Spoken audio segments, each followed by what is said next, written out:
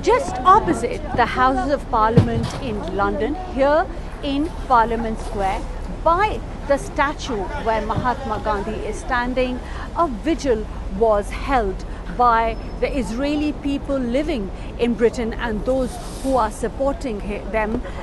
This was a call for the hostages, the 240 hostages, to be released. Now, this vigil was quite somber and peaceful and was joined in by some of the families, tearful a lot of the time. These are the people who have lost their loved ones, and they joined in as well. Now, the people were holding the placards of those who have been taken hostages, and the call was for them to be released. A very difficult moment here indeed, because every Saturday there is a pro-Palestine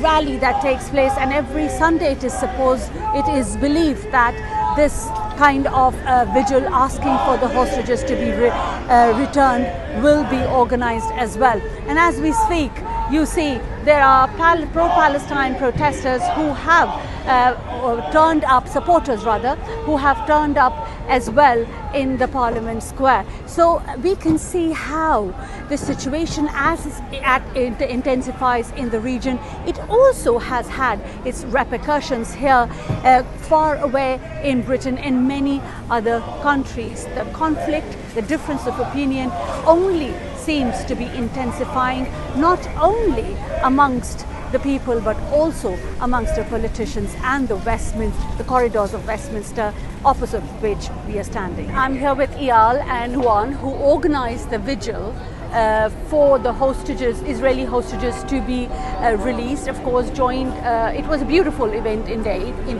I must say. Thank you for your time. Please tell me what prompted you and how many people came.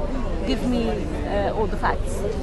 We have 3,000 people who came today to protest. This is an increasing number. We gather every week for one important message: bring them home, bring the 242 hostages, children, elderly, men and women held by Hamas, back to their families. Right. Yuan, it was a lovely event, of course, I must say, in which you had the Israeli national anthem and the anthem from here.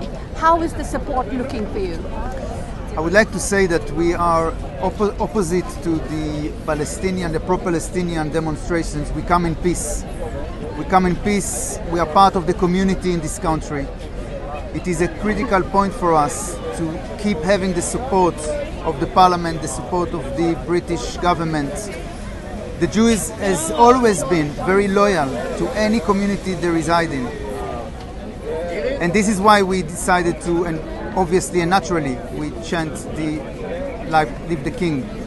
We wear the poppy on the dash of our shirts. Now, reminding of poppy, on 11th of November, there is a huge protest, or rally actually, I must say, pro-Palestine rally that has been called, and it's been happening every Saturday consecutively with numbers going up. How would you react to that? I will say, all over the world, there are over 1.5 billion Muslims. There are only 15 million Jews around the world.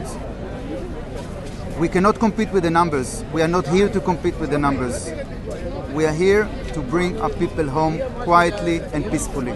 Okay, a lot of the people would say that it's not only the Muslims but many other communities who are supporting, because fair enough, what happened on the 7th of October was not right, absolutely by any standard, but what happening now is also not right. How would you respond to that? And there are hostages both sides. There is not hostages both sides. Important to explain in the beginning. There is hostages who've been kidnapped from their home, Holocaust survivors, babies, including 10 months old Kfir, the baby that was taken from home. And there are terrorists who've been held by Hamas, and part of these terrorists that attacked Israel also stayed in Israel when the Israeli Defense Forces captured again and got the control over the villages. They are not hostages, they are terrorists, and they are aiming to kill as many Jews as they can. This is their whole soul. And what we are seeing here is a misunderstanding and a problem with the moral compass of many people in the Western world who do not understand that Hamas is a terror organization that will brutally kill every LGBTQ activist. Every person who thinks about freedom of speech or human rights will not be accepted in Gaza. This is people that Hamas are murdering, are raping, are throwing up from the highest building in Gaza. And what we are doing here is making a clear understanding. We are here for the human beings. We are here for the people who've been kidnapped. And we do understand that if the world will stand by Israel right now, is similar by standing against the fight of ISIS, against the fight against Al-Qaeda, and many other radical groups who have one aim, which is to create an Islamic caliphate and not to bring a civilization, a freedom of speech, an opportunity for people to live their own lives. This is what we are seeing here. And our main goal here is to bring back the hostages. That's why we came here. We continue coming until they will be back with their families. So you plan to continue this every Sunday until the hostages are back. Brilliant. Thank you very, very much, both of Thank you.